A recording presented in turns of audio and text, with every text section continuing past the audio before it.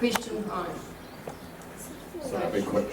Thank you for turning up, candidates too. It's good to see you all here, and it's not surprising Mr. Hollyoake didn't turn up in Katikati. His previous experiences here. But anyway, I'm previous community board chair and also been on the community board here for 6 years. But I'd just like to ask each of the candidates, and it's pretty much just a yes or no answer, because I haven't seen it happen in council before, but would you be prepared to employ an independent forensic accountant or expense person to go through the council accounts, independent of council, and take that advice on and then act on it to revise what you guys are doing there? Because there doesn't appear to have been any real expense cutting in the last 6 to 8 years. You go on about, cutting the nice to haves. If you start at the base costs and work that way up, we might be able to have more nice to haves, but the only way we get nice to haves a lot of time in our community is through external funding. And I know that personally because I'm involved in a lot of it, and we, by using community and external funding, we get more assets for councils, and by working with communities you can get that done. So, but I'm just saying, the question is, can you look at employing a forensic accountant to go through? Would you do that? I would expect that with a change manager to review how we are staffing our operation, that would be one of the things I'd ask him to do. We have actually employed someone to go forensically through the accounts. Miriam's done that as the interim CEO. So there has been an exercise underway already. The next step is to do what you're saying. Look at the base costs, start zero budget and redo the whole thing.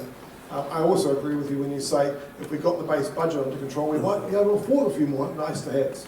But we haven't got the base budget under control. It's not about fiddling around the edges. There's a lot of change coming to council, with orders coming out and uncertainty in resource management as well. The structure of council is going to change, and that is the time to have a thorough review of the functions of council and how it delivers those functions. And that's the time we can make some real changes and save some money. Thanks, Ben. I went through this morning at home. Look, we've got contracts like environmental contracts, 700,000, priority 1, 250,000, the Tauranga Art Gallery, $50,000 go there, Tourism Bay of Plenty, 400,000.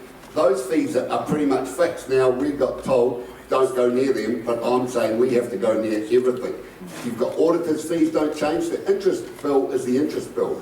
Like our mortgages, we can't influence that. So you add all that up, that bit in the middle that everyone thinks we've been so useless at handling, it's not that big. And I'd be prepared to go line for line and base it, start at the top with the roading, cascade it down through the big events, roading, reserves, bang, and then show you exactly where it goes. There is not 20 million of waste at Western Bay. You might think there is, there's not. Yeah, Ben, I know you're very actively involved in exactly what you're talking about, external funding for nice to haves, or in your case you don't think it's a nice to have, but certainly doing a great job there.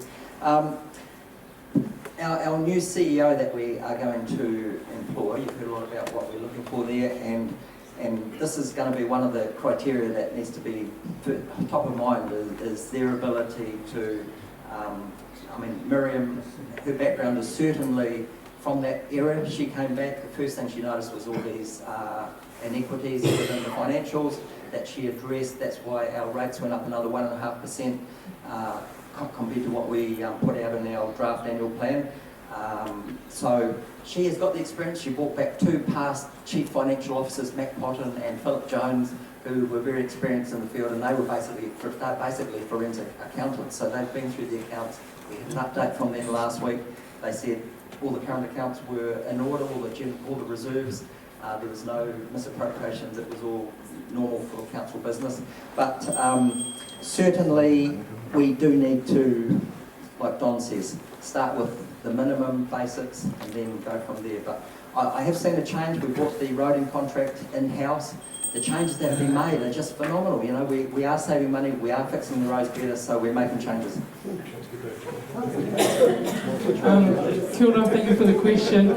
My answer is no, because I believe that the proper response is to have a council and a set of members who both work with integrity and are competent in their roles, so I would not go with a forensic accountant. I believe the numbers are the numbers. I believe your role is to oversee and steward those with a level of integrity and, as I said, competence. And I don't know, I think I'd fix the culture around the accounting, around the numbers and around the spend before I did anything else.